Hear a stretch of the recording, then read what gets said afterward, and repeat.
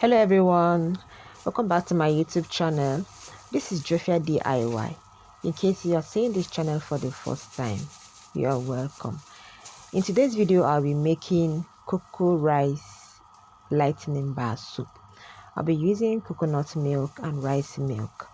Okay, I'll first by measuring out the quantity of the Cocorice milk that I'll be needing in this soap. For this soap, I used a light calculator to calculate the recipe. So I'll be dropping the quantity of the ingredients I'm using on the screen. So take note of it. I'm using rice milk for this recipe because rice milk helps to nourish the skin. It helps to clear the skin of rashes. It also helps to even out the skin tone. It helps to brighten the skin as well. And coconut milk also helps to brighten the skin, helps to nourish the skin. I've used rice milk for my kids right from when they're small. If anytime they have like something like rashes, my mother would tell me go and get rice milk. Okay, so I know rice milk is very good for the skin. That is why I decided to use it for this recipe, because this particular soup is for an aged customer, so she needs something that will nourish her skin and brighten her skin as well. So I've taken the quantity I will need for this soup. Then I will make my caustic soda. Okay, in today's video I'll be using hot method for this soup. I will use hot method. So let me apologize firstly, because this video is a long one. I don't want you to skip any process of this video. I did of course any part of this video, so that you see exactly what I did. So I'll be adding my caustic soda into the frozen milk, into the frozen Cocorice milk, and I'll be doing that gradually so that the color of the milk won't change, or won't get burned. I'll be adding it gradually. I'll add a little and stir. I'll add a little and stir. If your own milk is not frozen, at least let it be cold. Let it be very cold, to like 20 degrees Celsius. Let it be very cold. Okay, if it's not frozen, let it be very cold. Okay, that has completely dissolved. I will keep that aside and measure out my oil. I'll be using tallow. No, I like using tallow a lot, especially for children and adults aged skin. I'll be using tallow. I'll be using sunflower oil. I'll be using palm kernel oil.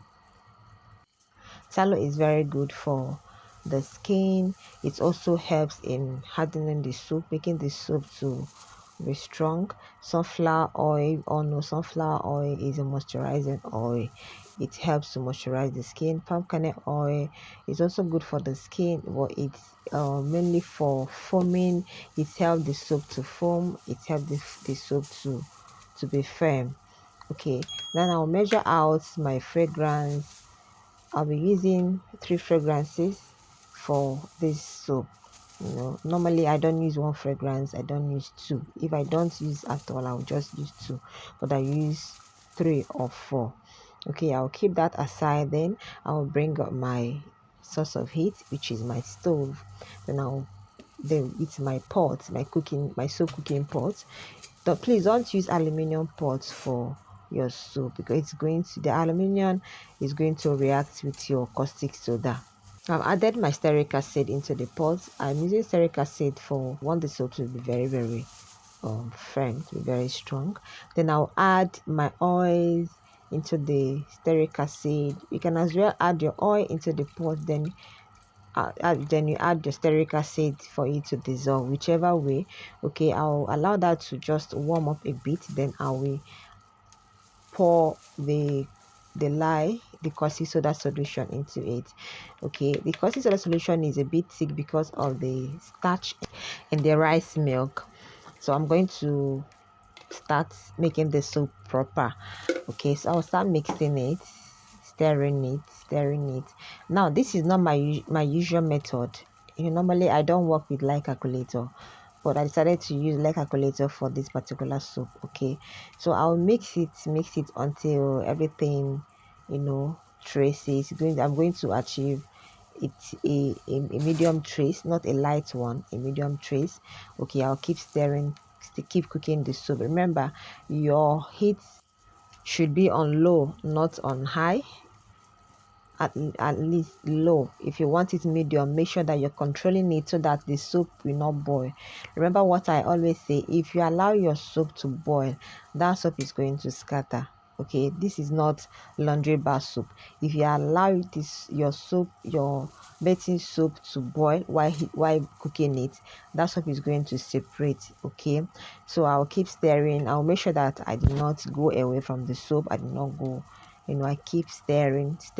Okay, there is one thing with hot process. It's not as easy as it seems because it takes time to saponify. Okay, the heat from the soup will help to sustain the trace. Okay, when like this now is a light trace, and the heat, because this soap is over the heat is going to sustain that light trace for a longer time before it will, do you understand what I mean? So this is water. I added water into the jug I used to measure the rice milk.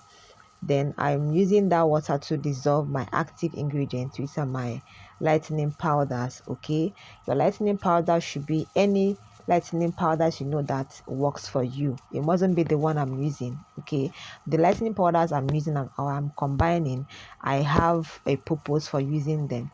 Okay, every lightening powder has their work. They have different work on the skin, so you should know the lightening powder you want to use, what it will do on your skin or the skin of your customers. Okay, can you see the soap now? The soap is cooking gradually. The color is changing. Are you seeing that the color is changing? Okay, it seems separated. Can you see? It seems separated, but don't worry, keep cooking it. But if you feel that you cannot handle it, please go for cold process. Okay, cold process is a very wonderful process.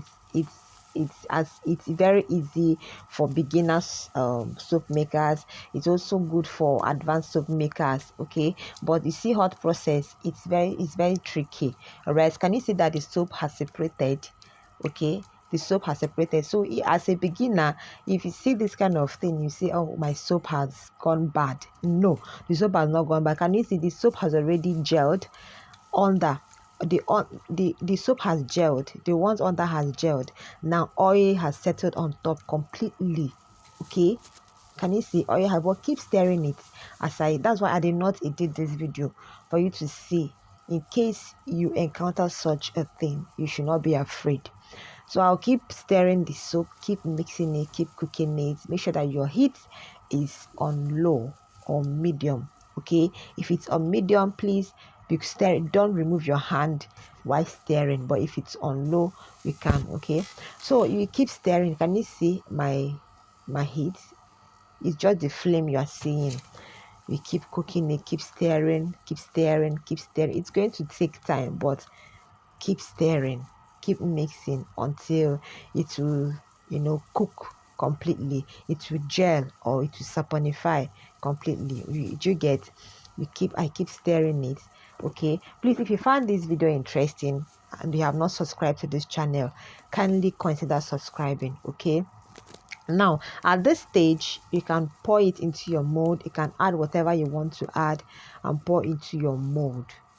Do you understand? At this stage, because it has gelled, it has cooked. Okay, but I still want to cook it more. Now I'm going to, this is my alcohol. I'm going to add alcohol to this soup. Alcohol here is optional. It is optional. I'm adding alcohol here because I want the texture. I want it to help in texturing the soup. I want the texture of the soup to improve. Okay, that is why I'm adding alcohol, and I just use just 2% of alcohol for this. Then I'll keep stirring. I'll stir. Okay, even the soup, it seems as if it's separating again. Just don't worry, keep stirring it. Keep stirring it. Keep stirring it. Keep stirring it. Keep stirring it. All right, the soup is completely done. It is completely cooked at this stage. It is cooked. It is ready to be poured into your mold, but I still have some other things to add. Okay, now I'm adding my sugar. I added sugar because I want the foaming of the soup to improve, to be more. Please dissolve your sugar in water before adding to your soup. Like I always tell my students, have a formulation sheet, have a formulation book, so that you will not make mistake, especially for beginners. Okay, for beginners, make sure you have a formulation book so that you'll be looking at it while producing. All right, so I've brought the soap down. See the soap here, I've taken it off the heat. Here it is. Now I'm going to add my fragrance, my active ingredients. Okay, these are my active ingredients. What I have in there is I have B3, I have Gigawhite, licorice, and Kojic acid. You can also use Kojic the palmitate, but I choose to use Kojic acid because it works best for me and for my customers. Now this is the Kojic acid in glycerin I'm adding now. I dissolve the Kojic acid in my glycerin before adding it here. I added the glycerin because of the alcohol I added. I know alcohol evaporates, but I still, who knows. So this is my this is the essential oil. I'll be using carrot essential oil for today. I'll be using just 20 drops for this quantity of soap, just 20 drops, and I'll be dropping it into my fragrance. Then I'll mix it in the soap. Please drop a comment in the comment section for me. Let me know what you feel about this soup, and I want you all to try this soup. If you want to achieve a light skin tone, please try and make this soup for yourself or for your customers. Okay, then I'll be adding pigments.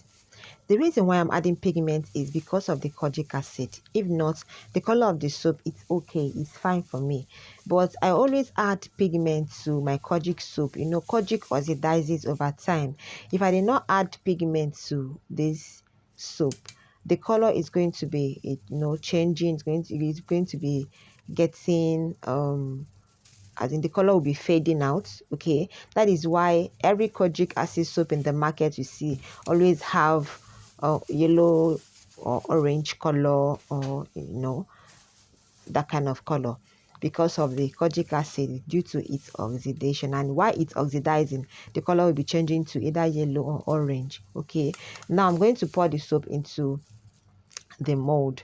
One thing I like about this soap is the texture, and that is the reason why I used stearic acid and sugar for this particular soap. Okay, now I'll pour the soap into the mold and leave it for 24 hours, or when it hardens, then I will unmold, and voila, your soap is ready.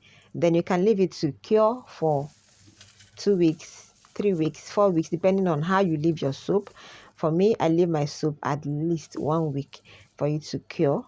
Okay, sometimes 5 days I will sell it out. But for this hot method, before I sell it out, I'm going to check the pH.